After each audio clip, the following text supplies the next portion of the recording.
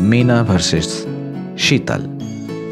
जमीनपुर नामक एक गांव में मीना नाम की एक लड़की पैरामाउंट कॉलेज में पढ़ाई करती थी। मीना दिखने में ज्यादा आकर्षक नहीं थी और सभी स्टूडेंट्स मीना को काली बोलकर चिढ़ाते थे।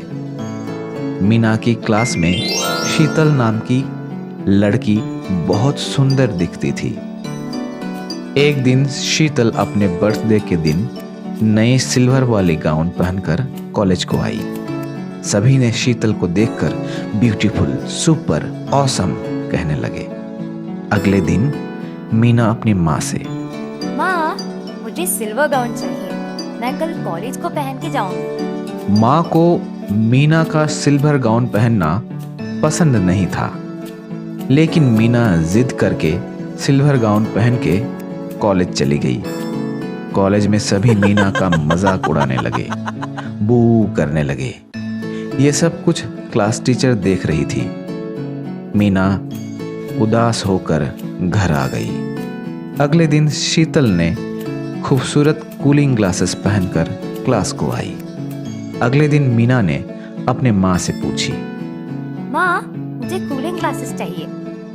कूलिंग ग्लासेस पहनकर क्लास में आते ही सभी मीना को फिर से चिढ़ाने लगे और बोलने लगे कि मीना कभी शीतल नहीं बन सकती। फिर से क्लास टीचर ने यह सब देखा। फिर से मीना रोते हुए घर चली गई। अगले दिन शीतल ने कॉलेज में हाई हील्स पहनकर आई। ये देखकर मीना ने अपने माँ से पूछी, माँ मुझे हाई हील्स चाहिए, मुझे ये नॉर्मल चप्पल पसंद ही नहीं आ रही। मीना तुम्हें अपनी रंग रूप के बारे में ध्यान रखकर तैयारी होना चाहिए। मीना जबरदस्ती हाई हील्स पहनकर कॉलेज चली गई। जैसे ही मीना अपने क्लास के अंदर आई और अपनी बेंच के पास जाते जाते गिर पड़ी और सब लोग हंसने लगे। तभी क्लास टीचर ने तुरंत मीना को उठाकर बोली, अरे हंसो मत, चुप हो जाओ तुम लोगों को मजाक उड़ाने की आदत हो गई है।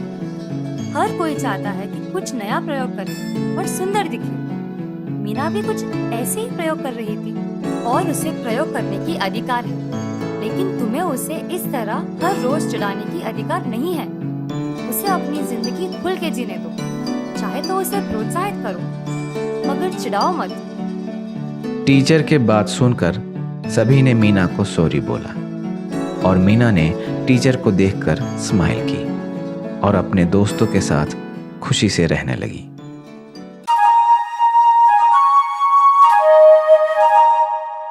हैदरपुर नामक एक गांव में आकाश नाम का एक आलसी बच्चा हुआ करता था। आकाश को कॉलेज जाना बिल्कुल पसंद नहीं था।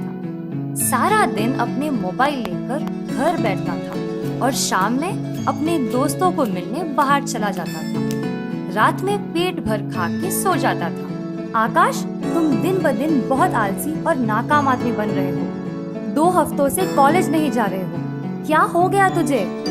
मुझे कुछ काम करने का मन नहीं कर रहा माँ। ये तुम्हारा तमाशा बहुत हो गया, चलो मेरे साथ ज्योतिषी के पास चलेंगे। आकाश को लेकर माँ ने ज्योतिषी के पास आई और आकाश की कुंडली ज्योतिषी को दिखाई और अपनी समस्या के बारे में बोली। ज्योतिषी ने आकाश की कुंडली को ध्यान से देखा और कहा, आकाश, तुम्हें आज से गांव के एक बड़ा महल में अकेले रहने के लिए भेजा जाएगा।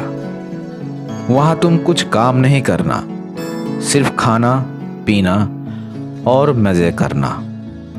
तुम्हें जो चाहिए वो अपने मोबाइल लेकर आलेख्या आई वांट दिस बोल देना, वो चीज तुम्हें तुरंत मिल जाएगा।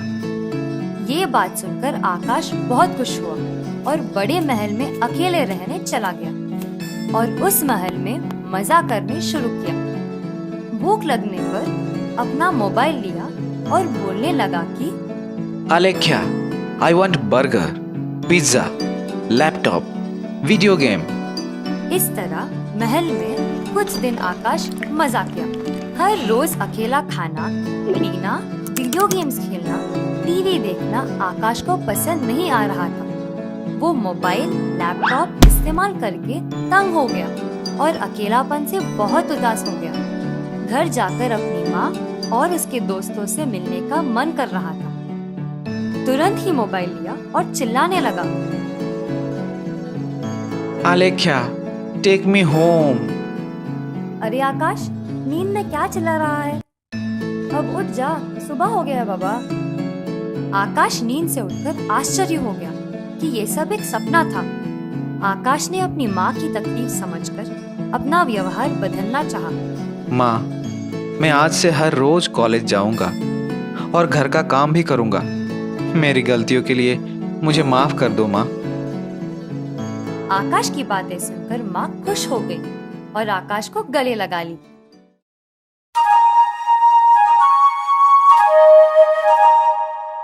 महेश नगर नाम का एक शहर में रमेश की परिवार एक बड़ी सी अपार्टमेंट में रहते थे। रमेश की पत्नी सुरेखा को काम करना बिल्कुल पसंद नहीं था। इस वजह से सुरेखा ने अपने गांव से रूपा को बुलवाकर काम पर रख दी थी। रमेश और सुरेखा घर की सारा काम रूपा को संभालने के लिए बोल दिया था। रूपा, हम घर वापस आने से पहले सारा काम खत्म कर देना। Washing machine, dish washer, Surf, वो सब किचन में है। वो सारे उपयोग करके काम जल्दी कर दो। रूपा को ये सब चीज उपयोग करने की तरीका नहीं मालूम था, फिर भी हाँ मालकिन बोल देती थी। वॉशिंग मशीन में बर्तन डाल देती थी, ओवन खुला रखकर खाना गर्म करती थी और लैपटॉप, टीवी को सर्फ लेकर धो देती थी। इस वजह से washing machine, oven, laptop, TV सब कुछ खराब हो गया था। शाम को रमेश और सुरेखा वापस घर लौट आए। हे भगवान, मेरी washing machine, TV, laptop, oven को क्या हो गया? पूरे खराब हो गए। रमेश ने रूपा को डांटने लगा और सुरेखा से रूपा को काम से निकालने के लिए कहा। अरे रमेश, तुम रूपा को ऐसे डांटो मत। नई लड़की है, गांव से आई है, थोड़े दिन में काम सीख लेंगी। तुम गुस्सा मत करो। अगले दिन सुरेखा ने रूपा को एक लिस्ट देकर सामान बाजार से लाने के लिए बोली। रूपा वो लिस्ट लेकर बाजार चली गई। भैया, ये बेडशीट कितने की है? 1000 रुपए की एक एक बेडशीट है। क्या बात कर रहे हो आप? ये बेडशीट तो हमारे गांव में सिर्फ 100 रुपए में मिलती है। आप इतना ज्यादा भाव से शहर में बेचना ठीक नहीं है। मैं आपको 300 से ज्यादा नहीं दूंगी। ऐसा बोलकर 300 रुपए देकर वो बेडशीट ले गई और ऐसे ही चालाकी से पूरी शॉपिंग की और शाम को घर लौट आई। रमेश ये सारे सामान देखा और चिल्लाया, सुरेखा, ये सब क्या है? इतना शॉपिंग? ये सब खरीदने के लिए कम से कम 30,000 लगेंगे। अरे रमेश, ये सब खरीदने के लिए सिर्फ 5,000 हुआ और ये सारा सामान खुद रूपा ने शॉपिंग करके लाई। क्या बोल रही हो? हर महीना तो ये सामान मैं खुद 30,000 खर्चा करके लाता हूँ। ये बात सुनकर रूपा और सुरेखा दोनों हंसने लगे और रमेश शर्म से अपना सर नीचा कर लिया। ढोलकपुर गांव में सुशीला नाम की एक औरत हुआ करती थी। सुशीला को कोरोना से बहुत डर था, लेकिन अपना बेटा राजू की शादी शुरू से ही तय थी। इस वजह से राजू की शादी लॉकडाउन में ही करवा दी और दहेज के रूप में 1000 N95 mask, 100 litre sanitiser bottles, 100 gloves और 50 PPE किट मांगी थी। बहू, मुझे 2 ग्लव्स, 1 मास्क और एक पीपी किट दो। मैं बाजार जाकर शॉपिंग करके आती हूँ। ठीक है माँ जी। सुशीला ने PPE सूट, मास्क, ग्लव्स सब पहनकर बाजार जाने के लिए तैयार हो गई। ये देखकर बहू हंसने लगी। माँ जी, आप तो मुझे एक एस्ट्रोनॉट जैसे दिख रही है। बाजार को जाने के लिए इतना तैयारी है राम। चुप कर, तुझे क्या पता कोरोना कितना भयानक है। ऐसा बोलकर डरते हुए बाजार की तरफ चलने लगी। बाजार में सभी लोग सुशीला को देखकर हंसने लगे। बाजार में भीड़ देखकर सुशीला को चक्कर आने लगा अरे बाप रे बाप, इतनी भीड़! क्या हुआ इन पागलों को? कोरोना से इन लोगों को बिल्कुल डर नहीं है। सब के सब मरेंगे देखो। तभी बाजार में कुछ लोग खांसने और छींकने लगे। ये देखकर सुशीला बिना शॉपिंग किए घर लौट आई। ऐसा कोरोना से डरकर हर 1 घंटा में 2 मास्क चेंज करती थी और हर 5 मिनट को सैनिटाइजर इस्तेमाल करती थी।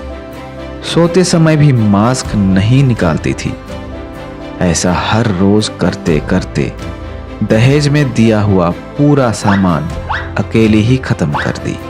बहू, जरा तेरे मायके से फिर से सैनिटाइजर, मास्क वगैरह भेजने के लिए बोल दो। अरे माँ, उसे सैनिटाइजर कहते हैं, सैनिटाइजर नहीं।